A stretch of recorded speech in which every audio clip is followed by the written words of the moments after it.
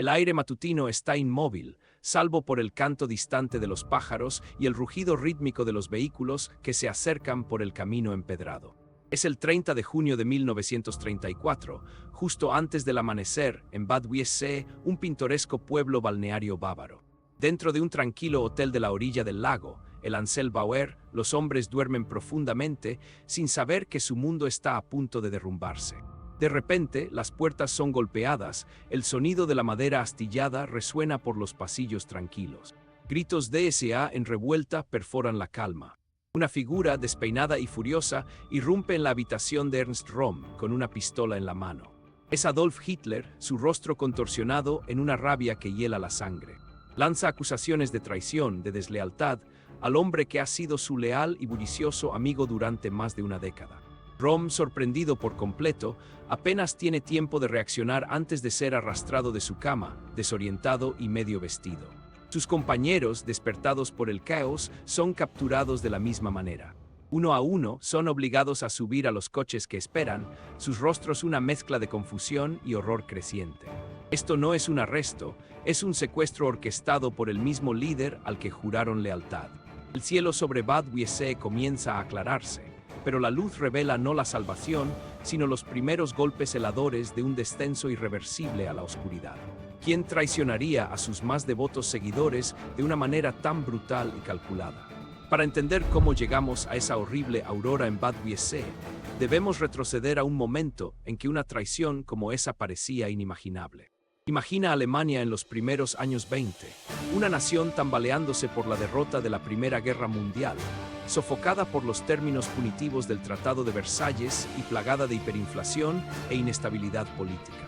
En medio de este caos, una nueva fuerza política estaba surgiendo, el Partido Nacional Socialista Obrero Alemán, o NSDAP. Su mensaje de renovación nacional, un líder fuerte y la búsqueda de chivos expiatorios resonaba profundamente con una población desfavorecida.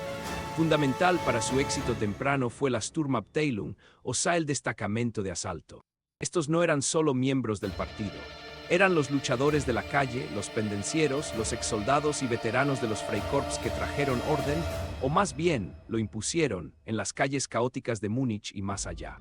Llevaban camisas marrones distintivas, marchaban en formaciones disciplinadas y proyectaban una imagen de fuerza y lealtad inquebrantable. Para muchos jóvenes, unirse a la SA ofrecía propósito, camaradería y la oportunidad de sentirse poderosos en una nación impotente. Se veían a sí mismos como la vanguardia de una nueva Alemania, el ejército revolucionario que barrería el viejo orden. Liderados por el carismático, a menudo brutal, pero innegablemente popular Ernst Röhm, la SA creció en número, convirtiéndose en una fuerza a tener en cuenta, tanto temida como admirada.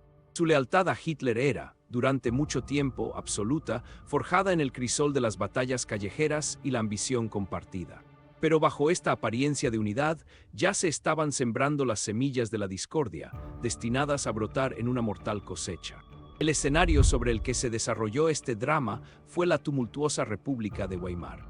Desde su creación en 1919, después de la abdicación del Kaiser, Alemania era un caldero de extremismo político. En la derecha, grupos como los Freikorps, unidades paramilitares formadas por soldados desmovilizados, albergaban un profundo resentimiento hacia el sistema democrático y anhelaban un retorno al gobierno autoritario. Muchos de estos hombres, incluido Ernst Röhm mismo, formarían más tarde la columna vertebral de la SA. Estaban acostumbrados a la violencia como herramienta política. Para 1932, el partido nazi, aprovechando este malestar, se había convertido en el partido más grande del Reichstag, aunque todavía no podía formar un gobierno solo. Hitler, un orador maestro, navegó hábilmente por el complejo paisaje político, prometiendo estabilidad a los industriales y una segunda revolución a sus más radicales Stormtroopers de la SA. El 30 de enero de 1933, el presidente Paul von Hindenburg, bajo una enorme presión, nombró a Adolf Hitler como canciller. Este momento, visto por muchos como una maniobra política legítima, marcó un punto de inflexión aterrador. La SA, que ahora contaba con cientos de miles de miembros, creía que su momento había llegado finalmente. Eran el músculo del partido, sus enforcer, y esperaban ser recompensados por su lealtad y batallas callejeras. Su número eclipsaba al del ejército alemán oficial, el Reichswehr, que por las limitaciones del tratado estaba limitado a 100.000 hombres. Este desequilibrio de poder, combinado con el fervor revolucionario de la SA, sentó las bases para una inevitable colisión, una lucha por el alma y la dirección futura del incipiente Tercer Reich. El viejo orden moría, pero el nuevo todavía estaba encontrando su forma de manera violenta. Las primeras grietas en la fachada de la unidad comenzaron a aparecer casi de inmediato después de la ascensión de Hitler al cargo de canciller. Mientras Hitler se movió rápidamente para desmantelar las instituciones democráticas, consolidando el poder a través de decretos, Ernst Röhm y su SA tenían una visión diferente. No habían luchado por una revolución burguesa que simplemente reemplazara a un conjunto de élites por otro. Abogaban por una segunda revolución que no solo barrería la democracia de Weimar, sino también a las fuerzas conservadoras tradicionales, el ejército, la aristocracia, los industriales a quienes creían que todavía tenían demasiado poder.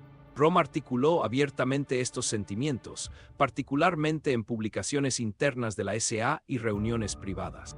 Veía a la SA, que ahora se estimaba en más de 3 millones de miembros a principios de 1934, como la verdadera fuerza revolucionaria de Alemania, no como un mero instrumento político. Sin embargo, esta retórica radical alarmó a esos mismos elementos conservadores, cuyo apoyo Hitler necesitaba para gobernar efectivamente y asegurar la lealtad del ejército profesional. El general Werner von Blomberg, el ministro de Guerra, comenzó a expresar su profunda inquietud a Hitler sobre el creciente poder de la SA y su percepción como una amenaza para el papel tradicional del Reichswehr. Sin embargo, en el éxtasis posterior a su victoria política, muchos, incluidos algunos del círculo íntimo de Hitler, desestimaron las declaraciones de Röhm como mera jactancia revolucionaria, un exceso comprensible de un líder apasionado. Creían que la lealtad de Röhm a Hitler era inquebrantable, un vínculo forjado en los primeros y más duros días del partido. Nadie imaginaba verdaderamente que esta jactancia era el sonido de un reloj de cuenta regresiva, contando hacia algo mucho más siniestro. A medida que avanzaba 1934, el comportamiento de la SA se volvió cada vez más intolerable, transformándose de luchadores callejeros bulliciosos en una fuerza abiertamente agresiva, casi autónoma. Sus números habían aumentado a un estimado de 4-5 millones, eclipsando al oficial Reichswehr en una proporción de 45-1. Röhm, intoxicado por este poder, exigió abiertamente que la SA se integrara en el ejército alemán, formando el núcleo de una nueva fuerza militar nacional, con él al mando. Esta demanda no solo era un desafío directo a las profundamente arraigadas tradiciones y la autonomía del Reichswehr, sino también una amenaza fundamental a la alianza estratégica de Hitler con el establishment conservador. Incidentes de miembros de la SA extorsionando a tenderos, participando en violencia callejera contra opositores políticos e incluso chocando con la policía local se volvieron alarmantemente comunes en toda Alemania.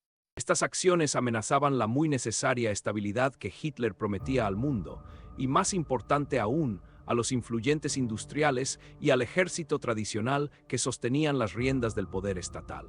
El general Blomberg y otros oficiales superiores del Reichswehr dejaron claro a Hitler: la SA era una liability, una amenaza al orden, y su insubordinación tenía que ser limitada.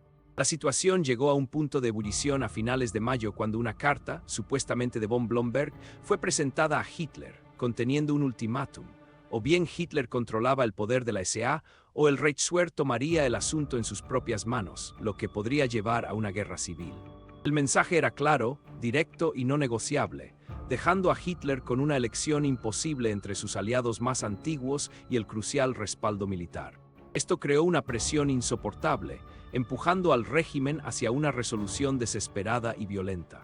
Con el ultimátum de la Reichswehr pesando en el aire, los demás leales de Hitler comenzaron a sentir un cambio en el viento, viendo una oportunidad para eliminar a sus propios rivales. Heinrich Himmler, el ambicioso jefe de las SS, y su astuto subordinado, Reinhard Heydrich, se movieron con precisión calculada. Las SS, inicialmente una pequeña unidad de guardia personal de Hitler, habían crecido hasta convertirse en una fuerza formidable bajo el mando de Himmler, impulsada por una eficiencia burocrática fría que contrastaba fuertemente con la violencia callejera de la SA. Himmler y Heydrich veían a Röhm y a la SA como un obstáculo directo para su propio ascenso, y un desafío a su visión de un Estado nazi ordenado y disciplinado. Trabajando en la sombra, comenzaron a fabricar un dossier lleno de documentos falsificados y testimonios fabricados, que presentaban a Röhm como si no solo estuviera planeando un golpe de Estado contra Hitler, sino que también recibía fondos de una potencia extranjera y se involucraba en un estilo de vida homosexual decadente, condenado por la ideología nazi. Al mismo tiempo, Hermann Göring, un destacado líder nazi y comandante de la Luftwaffe en ciernes, también albergaba animosidad hacia Röhm, viéndolo como un competidor por el favor de Hitler y una amenaza para sus propias ambiciones militares.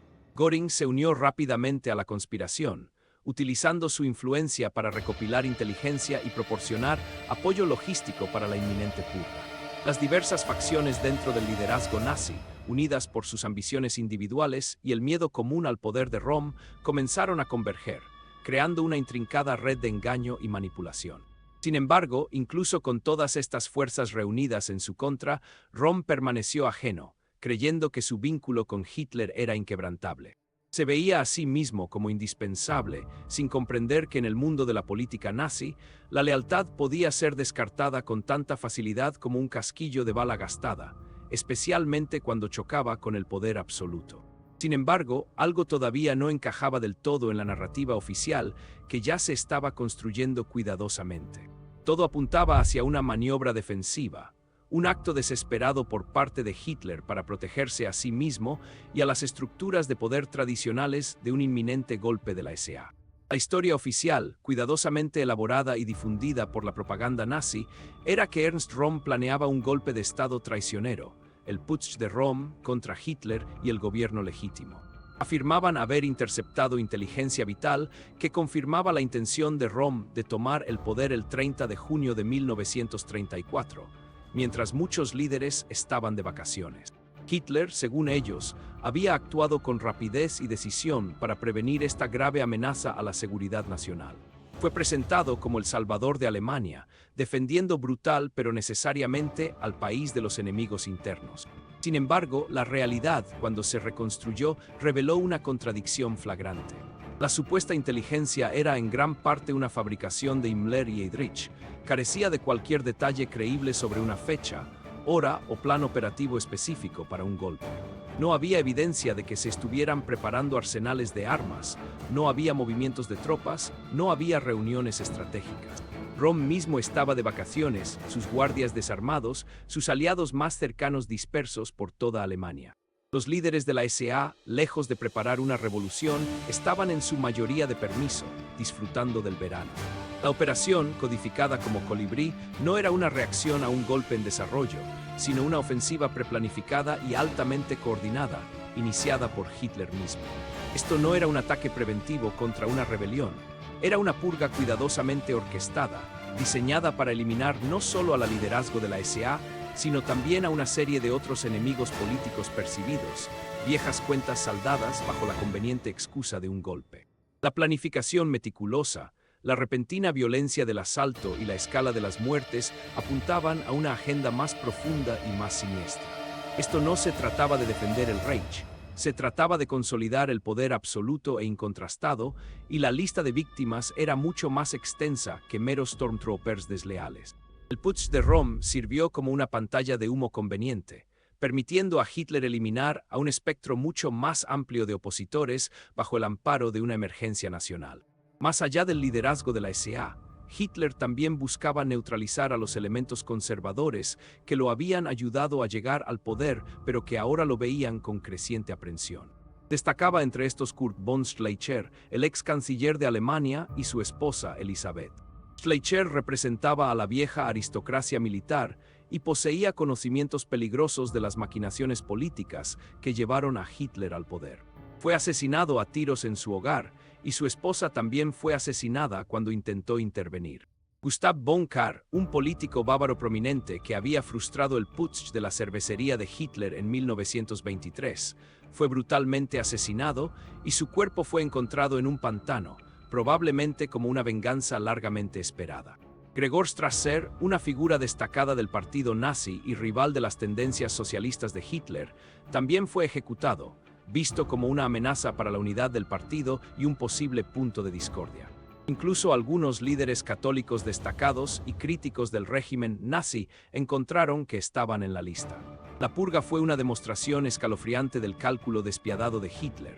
Cualquier persona que representara una amenaza potencial, cualquier persona que tuviera una base de poder independiente, o cualquier persona que simplemente supiera demasiado, era objetivo. Las muertes no se limitaron a Bad Wiessee, hubo arrestos y ejecuciones simultáneas en toda Alemania. Fue un mensaje claro a cualquiera que considerara oponerse a él. Nadie estaba a salvo, ninguna lealtad pasada era suficiente y el poder absoluto no toleraría rivales. La noche de los cuchillos largos no se trataba solo de la SA. Fue la última y sangrienta afirmación de la dominación incuestionable de Hitler sobre todos los aspectos de la vida política alemana, eliminando no solo desafíos futuros, sino también fantasmas del pasado. En medio de la ola de ejecuciones, el destino de Ernst Röhm se erige como uno de los ejemplos más conmovedores de traición. Capturado en Bad Wiessee, Röhm, de solo 46 años, fue transportado a la prisión de Stadelheim en Múnich, un lugar que conocía bien por sus actividades políticas anteriores. Se le ofreció la oportunidad de suicidarse, una muerte de soldado con una pistola colocada en su celda. Pero Röhm, desafiante hasta el final, se negó. Si he de ser asesinado, declaró aparentemente que Adolf lo haga él mismo. Su negativa selló su sombrío destino. El 1 de julio de 1934, el SS-Sturmbannführer Michael Lippert y el SS-Obergruppenführer Theodor Eicke, comandante del campo de concentración de Dachau, entraron en su celda. Los informes difieren ligeramente, pero el resultado fue inequívoco. Röhm fue tiroteado varias veces a corta distancia. Su muerte fue inmediata, brutal y completamente premeditada. Esto no fue la eliminación rápida y decisiva de una amenaza, sino el asesinato a sangre fría de un ex compañero de armas, un hombre que había estado junto a Hitler a lo largo del putsch de la cervecería, a través de años de lucha política y a través de los primeros días, a menudo violentos, del movimiento nazi. Röhm no solo perdió la vida, sino también su nombre y su legado, transformado de la noche a la mañana por la propaganda en un traidor y un degenerado. Su ejecución sirvió como una advertencia tajante a cualquier persona que aún se aferrara a la idea de lealtad independiente o desafiara la autoridad absoluta del Führer. Fue una tragedia personal envuelta en una purga política, una ilustración vívida de que en la Alemania de Hitler, incluso los lazos más cercanos de amistad y lucha compartida podían ser cortados con una bala. El costo humano se extendió mucho más allá de Röhm. Las familias fueron divididas, las carreras arruinadas y las vidas de innumerables individuos extinguidas por razones que a menudo tenían poco que ver con cualquier complot real.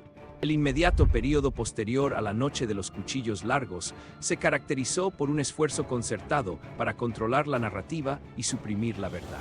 La cifra oficial de muertes, inicialmente informada por Hitler como 61, se revisó rápidamente a 77, y luego se reconoció silenciosamente que superaba los 80. Sin embargo, se cree ampliamente que el número real es mucho mayor, con estimaciones que van desde 150 hasta 200 o posiblemente incluso más. Las cifras exactas permanecen envueltas en secreto, en gran parte debido a la destrucción sistemática de documentos clave. Específicamente, las SS purgaron meticulosamente los registros internos de la Gestapo y la SA sobre los arrestos y ejecuciones realizados entre el 30 de junio y el 2 de julio de 1934, poco después del evento. Se dieron órdenes para destruir cualquier material sensible que pudiera contradecir la narrativa oficial del putsch de Röhm o revelar el verdadero alcance de las muertes. Muchos guardias de prisión y oficiales de policía locales que presenciaron los arrestos y la entrega de cuerpos fueron reasignados, intimidados o ellos mismos desaparecieron, silenciando efectivamente a los testigos directos. Por ejemplo, los informes del comandante de la prisión de Stadelheim sobre los últimos momentos de Röhm y el posterior destino de su cuerpo se informaron como perdidos o extraviados dentro de semanas. La falta de un proceso legal adecuado, juicios o incluso acusaciones públicas para la mayoría de las víctimas significó que no existían registros oficiales de sus delitos, solo el hecho escalofriante de su desaparición. Esta erasure deliberada de evidencia hizo que fuera increíblemente difícil para cualquiera, incluso años después, reconstruir con precisión el alcance completo de la atrocidad. El silencio calculado del régimen y la destrucción sistemática de pruebas incriminadoras crearon un vacío, permitiendo que la mentira oficial se consolidara en la historia aceptada durante años. Comprendieron que controlar la información era tan vital como controlar territorio. Decenas de años después, tras el colapso del Tercer Reich, comenzó la ardua tarea de reconstruir los verdaderos eventos de la Noche de los Cuchillos Largos. Corrió a cargo de investigadores y historiadores de la posguerra, quienes trabajaron con evidencia fragmentada para desenterrar las verdades ocultas. En los juicios de Nuremberg de 1946, figuras nazis clave como Hermann Göring y Wilhelm Frick fueron interrogados sobre la purga. Aunque mantuvieron en gran medida la narrativa de un ataque preventivo contra un golpe de Estado de Roma, sus testimonios estuvieron llenos de inconsistencias y claros intentos de minimizar su propia participación. Una pista crucial provino de los registros meticulosos mantenidos por la SS de Heinrich Himmler. A pesar de los intentos de destruir la evidencia, algunos documentos administrativos sobrevivieron, particularmente aquellos relacionados con la logística de las unidades de la SS involucradas y las listas de personas ejecutadas, aunque estas nunca fueron exhaustivas. Por ejemplo, directivas específicas emitidas por Heydrich a comandantes regionales de la SS y el SD, que detallaban el arresto y el tratamiento especial de personas designadas, se descubrieron en archivos dispersos. Una pieza crucial de evidencia surgió de los diarios personales y cartas de varios altos funcionarios y familiares de las víctimas. El diario personal de Joseph Goebbels, aunque fragmentado, proporcionó perspicacias cruciales sobre el estado de ánimo de Hitler antes de la purga y los cálculos estratégicos involucrados. Estos fragmentos de información, cuidadosamente cruzados y analizados por historiadores como Hans Mommsen y otros durante la década de 1950 y 1960, comenzaron a pintar una imagen mucho más coherente que la propaganda nazi oficial. Los investigadores, que revisaron montañas de testimonios y restos de registros oficiales, pudieron conectar los puntos, revelando lentamente la naturaleza sistemática y preplanificada de la purga. Expuso que no fue una reacción defensiva, sino un acto calculado de consolidación política. La escala y el objetivo de individuos no relacionados con la SA fueron particularmente condenables. Sin embargo, un documento específico que claramente estableciera la orden explícita de Hitler para el asesinato masivo, firmado y fechado, nunca se encontró. La explicación oficial nazi, propagada inmediatamente después de la purga, fue la narrativa del golpe de Roma. Según esta versión, Ernst Röhm y la SA estaban planeando derrocar al gobierno de Hitler, asesinar a líderes clave y lanzar una segunda revolución. Hitler, según ellos, actuó con rapidez y eficiencia brutal para salvar a Alemania de la guerra civil y preservar la revolución nacional socialista. Los periódicos de todo el país repitieron esta línea, elogiando al Führer por su acción decisiva contra un cabal traicionero. Sin embargo, esta explicación falla por completo cuando se confronta con la evidencia recopilada en las décadas siguientes. La contradicción más significativa es la falta total de cualquier plan operativo creíble para un golpe de Estado. No hubo órdenes para que las unidades de la SA se movilizaran, no hubo arsenales de armas más allá de sus armamentos estándar, y no hubo estrategia coordinada para apoderarse de edificios gubernamentales o asesinar a líderes. Röhm mismo estaba de vacaciones, recuperándose de una enfermedad, y sus principales lugartenientes estaban dispersos. Si un golpe de Estado era genuinamente inminente, la falta de preparación por parte de los supuestos conspiradores no es solo improbable, sino francamente absurda. Además, la lista de víctimas se extendió mucho más allá del liderazgo de la SA, incluyendo a personas como Kurt von Schleicher y Gustav von Kahr, que no tenían ninguna conexión con la SA o el golpe de Estado. Sus asesinatos fueron claramente actos de venganza o eliminación premeditada, demostrando que la purga no se trataba de defenderse contra un golpe de la SA, sino de saldar cuentas y consolidar el poder absoluto. El golpe de Röhm fue una fabricación desesperada, una justificación conveniente para el asesinato patrocinado por el Estado, diseñada para legitimar una atrocidad que ya había tenido lugar. La verdad más cercana, ahora ampliamente aceptada por los historiadores, es que la Noche de los Cuchillos Largos fue una purga política calculada y multifacética, impulsada por la ambición despiadada de Hitler y una compleja interacción de presiones internas y externas. El renombrado historiador Jan Kersau, en su biografía seminal de Hitler, argumenta convincentemente que la purga no fue una reacción a un golpe de Estado real, sino un acto decisivo de Hitler para asegurar su propia posición y eliminar a todos los rivales potenciales. La evidencia apunta a tres motivaciones principales. Primero, el creciente poder de la SA y la retórica revolucionaria realmente amenazaban a la Reichswehr, cuya lealtad Hitler necesitaba desesperadamente para perseguir sus objetivos de política exterior expansionista. Al sacrificar a Röhm, Hitler aseguró la lealtad del ejército, un paso crucial para futuras conquistas. Segundo, la purga le permitió a Hitler eliminar los elementos conservadores restantes, como Kurt von Schleicher y Gustav von Kahr, que representaban la vieja guardia y podrían representar una amenaza institucional a su dominio absoluto. Tercero, fue una oportunidad para saldar cuentas personales y eliminar a rivales internos del partido como Gregor Strasser, que había ofrecido una visión alternativa, más socialista, para el partido nazi. El momento fue crucial. Hindenburg estaba envejeciendo y era frágil. Hitler necesitaba cementar su control antes de la inevitable muerte del presidente, lo que le permitiría combinar los cargos de canciller y presidente.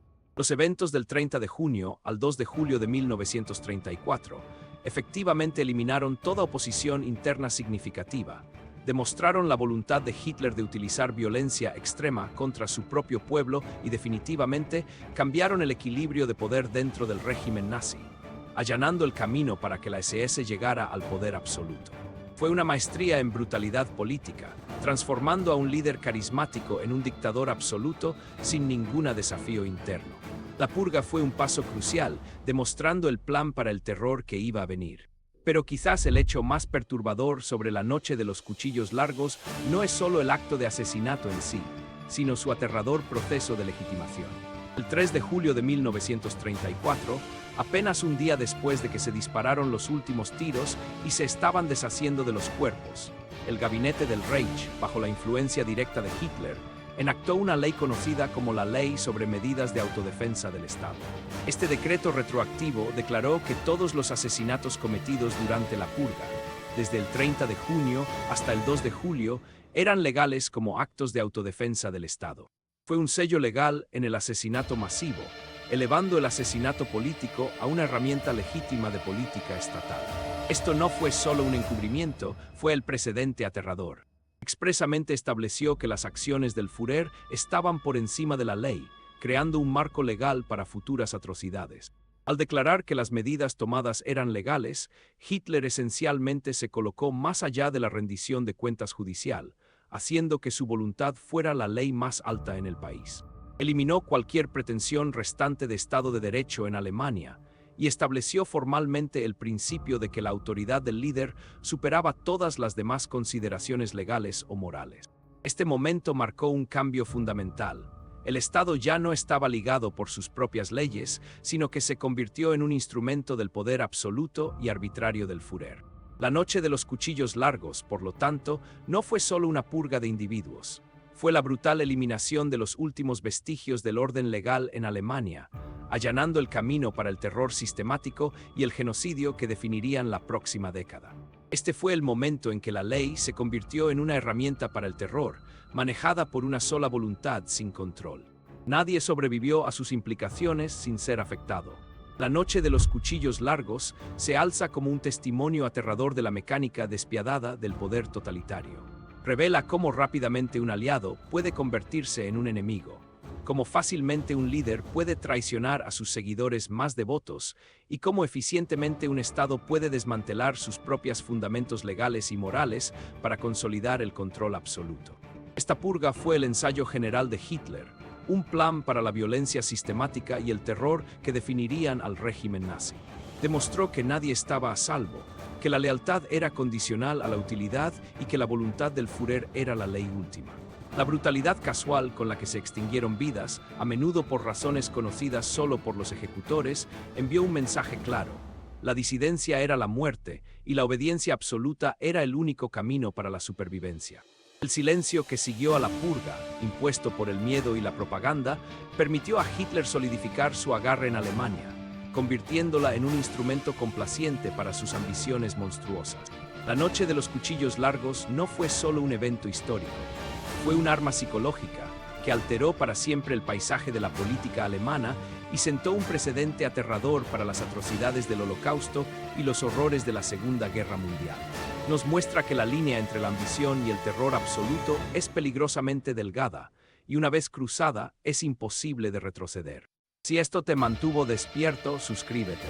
Publicamos historia oscura cada semana.